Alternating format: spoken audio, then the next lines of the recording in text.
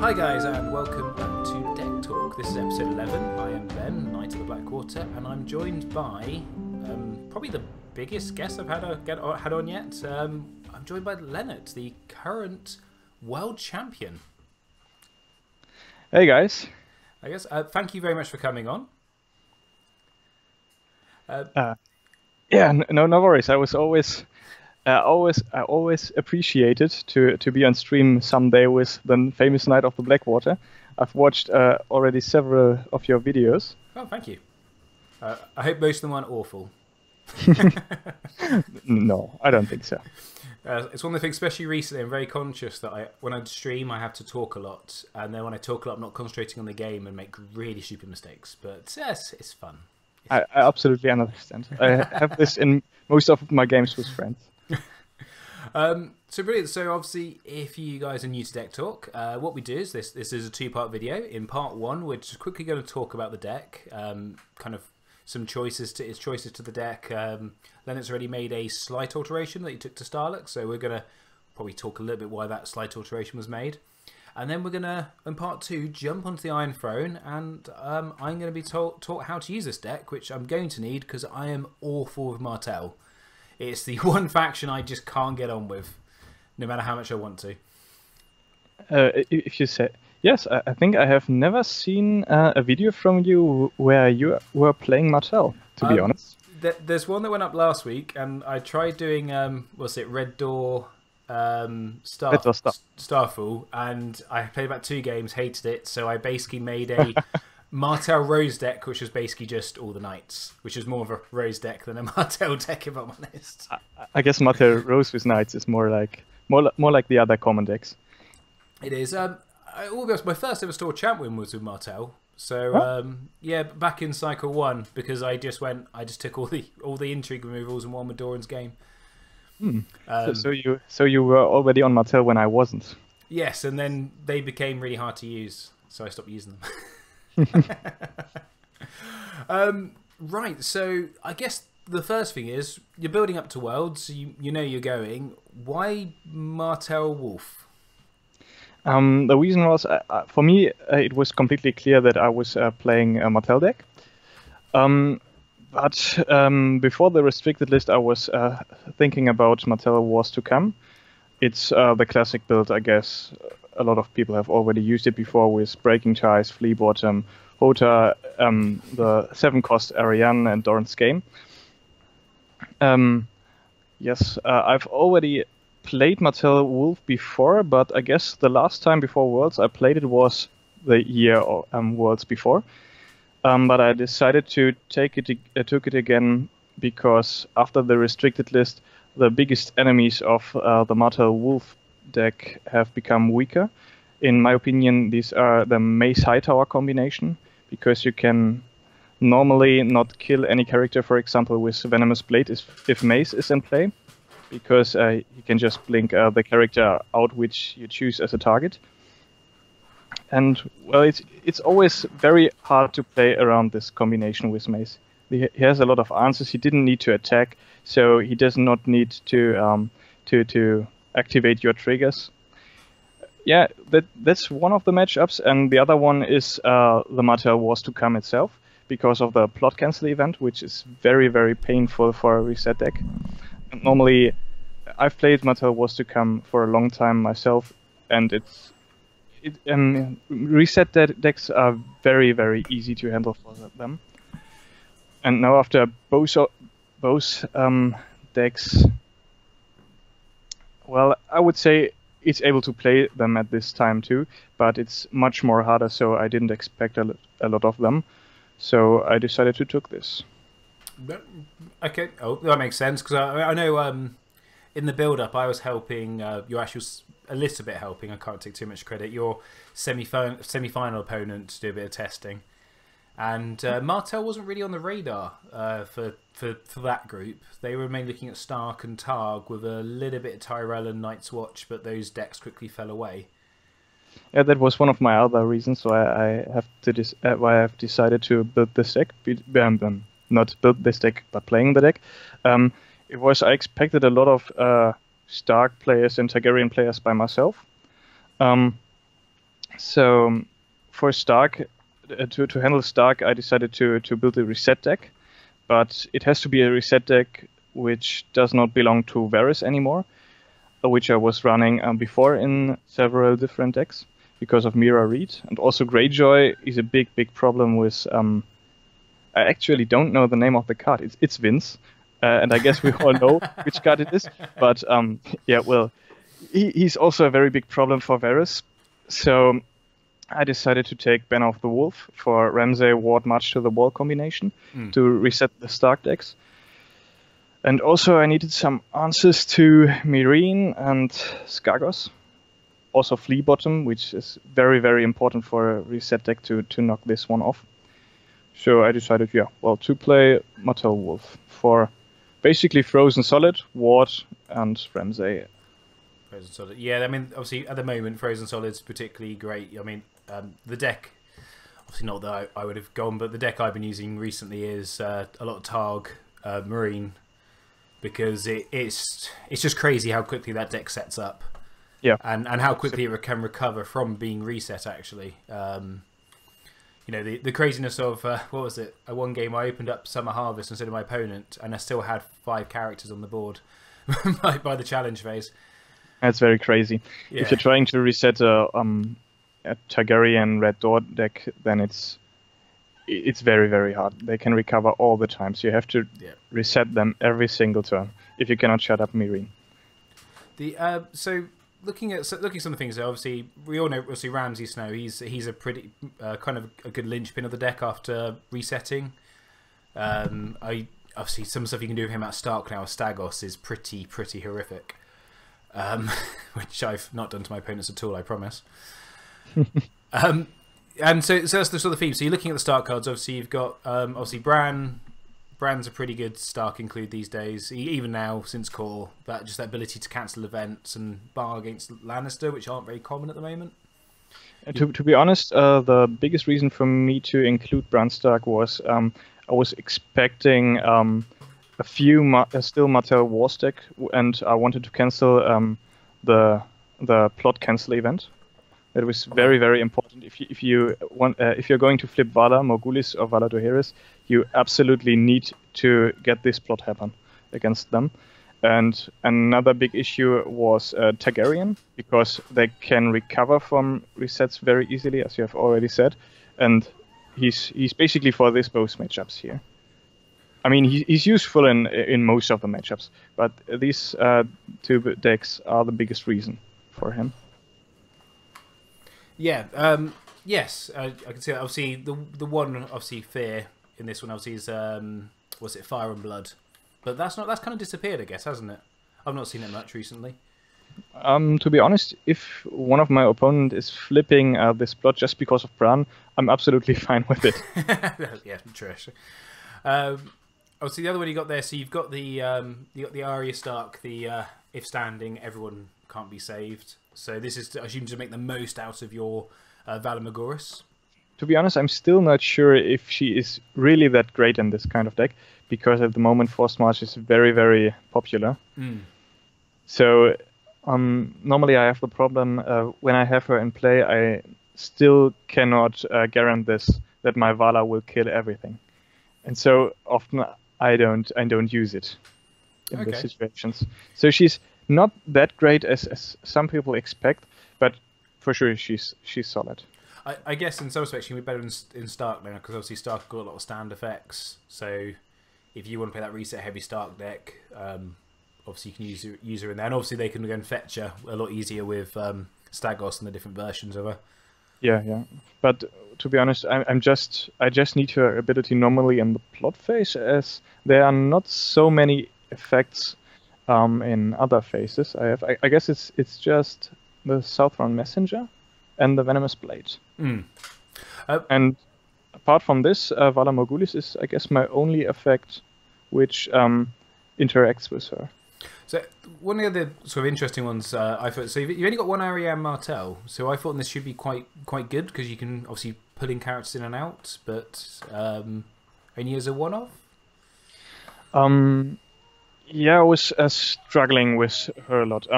In my first Martel Wolf builds from last year, I had 3 copies of Ariane Martel and 3 copies of Nymeria Sand. The problem is it's so easy to play around her with around both of them with Vince, with Mira Reed, with Nightmares, and also Begging Brother. I think is more popular these days than before, so I decided to take just 1 copy. Yeah, okay, yeah. I guess that does make sense. Vince is everywhere, and it's such a good card. Ariane is, I guess, not the biggest pain. I think you could play 2 copies of her, but definitely just 1 copy of Nymeria. And 3 Hotars, so I assume this is you ambush him in, you march him, you flea bottom in, you find the next one. He's just one of the best Martel cards, I guess, which was ever printed. I mean, if you don't look at the text box and just look at the stats, he's just 3 for 5. Yeah. I think, is there any other card in the game which has these stats? I guess there's the what's his face, the new Quinton. Ah, yeah. But he has a downside on his text. Yes, and the Hound. But again, well, he has an upside and a downside depending how you look at it. Yeah. I guess he's one of the few that has no real downside. Yeah, and especially I've seen some quite good use of him now with the new guard character that all guards then stand. So you come in, jump a character out, knock a character out, then he stands to defend. I've seen some melee decks built around this. Yeah. But I think in that case you could also play the other one, the other copy of Area Hota. In another deck I was normally running both of the Area Hotas. 2 times the core copy and 1 time the Sense of Dawn copy. Because with Breaking Ties, you normally can manage to have none of them on the board and none of them in that pile. And best case scenario, the 3-cost Hota will be in your discard pile, the 4-cost Hota will be in your hand, and you can do both of them. Yeah, that's... with Breaking Ties. Jumping 1 in from the discard pile, sacrificing him, then get the other one into play. It was hilarious when it has happened. Yeah, down that restricted list. So what's the most important cards in here? I mean, is it like, because obviously a lot of people talk about like the Shadow City Bastard being just one of the best cards, especially with Flea Bottom to come in just blank 2 characters. It's just an amazing cost effect. And the effect is very, very powerful for the costs, I think. I think he should have costs of 3, I guess. But he's one of the most powerful cards. But I've already said this last year, and I think it hasn't changed so much. The most powerful Martel cards, in my opinion, it has changed because now we have Dawn. But still, the 3 most powerful cards, in my opinion, are Dawn, Secret Schemes, and Dawnish Fiefdom. So, yeah, obviously, Dawn has just been an amazing card, and it's quite frustrating when they've got Dawn out, and you do 3 challenges, and you're like, the Intrigue challenge, is it even worth it? I've already given you 3 cards. If I've won all 3 challenges. These 3 cards are just solving so many problems for Martel. Yeah. Obviously, Dawnish Fiefdom, Martel generally like to go second. Obviously, a lot of stuff about retaliating, and I still think this was arguably the best of that cycle's econ cards. Maybe the Night's Watch one might be slightly more consistent, I guess. At the moment, definitely, especially with the new economy locations, because they are providing another income and are very popular right now. I think the Night's Watch one is better, but after this, I think after the Underground Vault, it should definitely be Dawnish Fiefdom. And then, so you said it was Dawnish Fiefdom. So what was the third card? Dawnish Fiefdom's Dawn and Secret Schemes. Secret Schemes. Sorry, that was it. So just more draw, and yeah, draw is king. Really. It's something that took me a while to get my head around when I first got into the game. People saying you need to put counting coppers in your deck, and I'm looking at this 2 gold clock going, why? But and as you play more and you see how important it is just drawing cards. And in a lot of situations it's just accounting coppers, or sometimes even better for 1 gold. Yeah, no, definitely. And it's so as you assume your game plan, I'm assuming, with this deck, and obviously having seen it a few times, you're looking to get as many cards in your hand as possible, reset the board when your opponent's hopefully got very few cards in hand, and then you've got the advantage. And one of the other new econ plots, obviously, Summer Seaports makes this even easier because your hand size is probably going to be 7, 8, 9 most turns. Yes, Summer Seaport, in my opinion, is definitely the best Martel card in the queue and cycle we have, because at first it's not limited, but all of them are not limited. So I guess that point does not matter really much for the balancing. But the point is you're able to play you win or you die more confident. Yes. Since Summer Seaport is released, I think you win or you die should be in every Martel deck. But I think it should be in most of the decks anyway. Yeah, it's a very good plot, really. Just quickly looking at the plots. So, what's your normal opener? Is it exchange of information you're looking to? I guess it's not only normally exchange of information. It's always exchange of.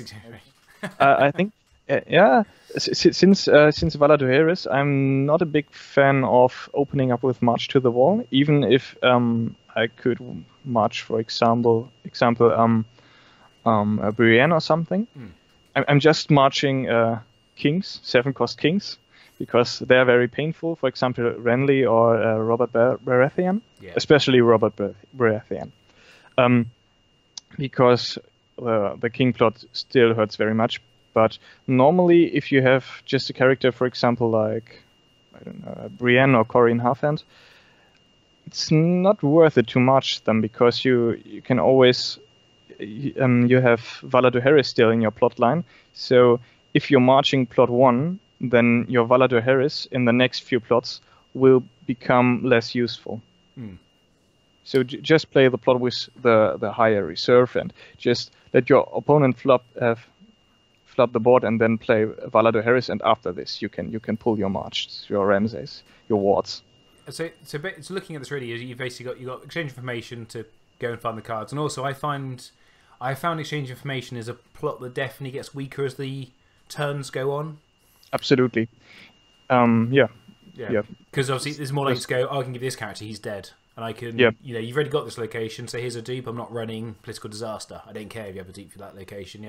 Whereas early on, that first turn, if you've got very little on the board, it's harder to restrict who you've got. And then basically looking at, I'd say you've then got 4 plots which are kind of hard or soft sort of resets, because you've got the 2 Valas, Magoris and Daenerys, which obviously, depending on the situation, depends which one of those is better. But then obviously you've got the 2 March to the Wall. So once you've got that board down, you can really hammer home, keeping that board small as possible. Right. But therefore it's absolutely necessary that you not open up with March to the Wall. Yeah. And then I assume, so trade routes, I assume, is your, right, I'm now ready to just flood the board, or I've got something big and important to put down this turn. No, normally it's this way. I'm opening up with exchange of information, and plot 2 is normally Vala de Heres, Vala Morghulis, or trade routes. It's normally one of this 3. Right. In some situations, a march to the wall, but it's not very often. And then winner you die is your, I'm guessing, closer, or is that to put more pressure on, really? I think if you're playing a long game, and these control decks are normally attempt to play a long game, it's definitely the best plot in the whole game you could play in plot 6.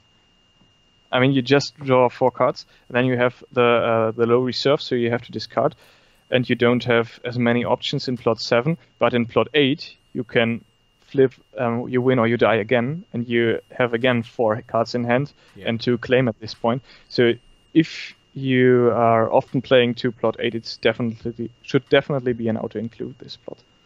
And then some of the other cards that here really help with smaller boards. So obviously, if your opponent's got a small board, Gaston Grey, I know it's in your one of, but most people don't want to be running their one remaining good character into a Gaston Grey. So you would.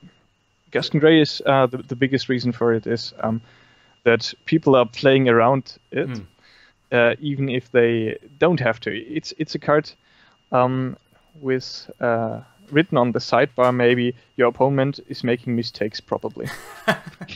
Well, obviously, talk about beforehand. One of the reasons the Sword Champ I won with Martel was because most of the players had never seen Martel, and I put the Gaston Grey down, and they all just went, "Well, I'm not attacking then." I'm like, well, Yep. okay, good. I've won the game because you have to do something to win. It often happens, and it's very important against rush decks. And then you've got Starfall, which are laying along with the Dornish spies. So once that board's really small, being able to pick and choose which icons you remove to limit their options even further, making those characters weaker that they do have outs. So you really assuming that just really hammers home the board advantage. Yeah, it's one of the definitely better Martel cards in the box. Yeah, in my opinion, I think Starfall should be in every Martel control deck. I would argue even maybe not being that controlled, just the ability to take away an icon, and especially on characters when you 2 icons. I have done this in one of the few games I was practicing in Martel, where I'd sat on 5 gold and Starfalled a character with 2 icons. That character did not go into a challenge because he was afraid that I had Southern Messenger. It's always a big mistake which I've seen made by some Martel players, is using as Nymeria or Dornish Spy or Starfall too early in the challenge phase. I mean, sometimes you have to because of Nightmares, Mirror Read, whatever, if you have the first action, but in a lot of situations you should not use this too early in the challenge phase. So I think we kind of get the idea. I guess the other card to talk about is Bolt and Flare again. Just if they could flood the board with cheaper characters, you can just pick them off with Bolt and Flare. He's becoming one of my favourite cards in the game at the moment. He's absolutely lovely because I think which really makes him very amazing is that you cannot save. Yes. And it's enforced interrupt, so it also triggers when King in the North is flipped. That was another very important reason for me for choosing Banner of the Wolf, because a lot of effects like Ramsay or the Bolton Player, they don't care about this plot. Yeah, because they're not they're forced reactions, so doesn't care about King of the North. If you compare them to Ariane or Nymeria, for example, that's another reason why they should be just not definitely one-offs, but in my opinion, yes. If you have better options, then you should take them. I guess until the King stuff cycles, which is still quite a while away. I think King stuff's going to be around for a while as well. I'd hazard a guess. I guess the obviously other than Kings and obviously King of the North I wouldn't say shuts the deck down for a turn, but it does definitely limit your options for a turn, because you can't have it. Well, unless you take Wildlings, you can't have Kings in Martel. Yeah, definitely. What other decks? How do you beat this deck? You know, if your local meta mate is playing this deck and you're like, what's a good counter, or how do I stop it from taking me apart? Do you mean which deck to take, or when you are already in the game? Which deck, or kind of which decks cause it issues, and kind of I guess what's like the tips on how to not just get steamrolled by it and locked out. The worst matchup for this deck is definitely Greyjoy, because location hate is definitely very, very painful for me, and I have never won a single game against Greyjoy where I have lost my Dawn. No, losing my Dawn is fine, but if my opponent is having my Dawn, then it's normally an automatic loss. And there's a very good plot coming out very soon. Yeah, right. We take Westeros. Can't wait for that. I definitely have to build a new deck then. And also the event, I think it's called Pay the Iron Price. If your opponent is manages at any point of the game to pay the Iron Price and take your ward from your discard pile and ward your own characters, and the game is normally over pretty fast. Because obviously ward as well being unique, obviously you can only have one ward at a time, as right. A lot of people And if you kill the warded character, ward is going to your discard pile, and you can play the event again because it's a recursion event. So, and if he's using it right, it sometimes happen because I think it's a challenge action. So it's possible to, for example. Oh no, it's not possible. I'm sorry. That's right. I mean, I've done it with Stagos. I've changed ward mid challenge. Yeah. To get an unopposed, which was against a wall deck, which is quite funny. Just, but so Greyjoy is quite, and obviously I guess Victarion, because if you've got the new Victarion, you can use your warships to nil locations. So you know you can get Flea Bottom can get knelt before it's done anything. You can nil Gaston Grey or Starfall before they get a chance to really. Victarion is painful, but to be honest, I'm more worried about Asha. Asha. Because finding the answers is very, very painful. Mm. If he's able to search for Vince, for example, it's very, very tough. So it's good on the side. I love how much that card causes issues because Vince is one of the nicest people I've ever met. But you hear people going like, "Damn Vince." I think I have met him at Starlek. I'm not too sure, to be honest. Oh, he's there. He's a lovely, and it's also weird because he talks about himself like this. You know, then I Vinced him. What's Targ? Because obviously Targ is the most represented house at the moment in most events.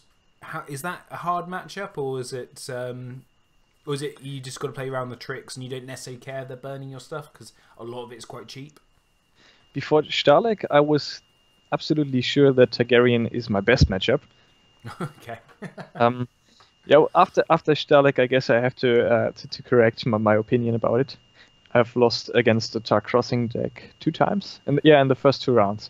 So it depends what kind of Targaryen deck it is. Normally, House with the Red Door Marine is, which is I guess the most popular at the moment, is fine.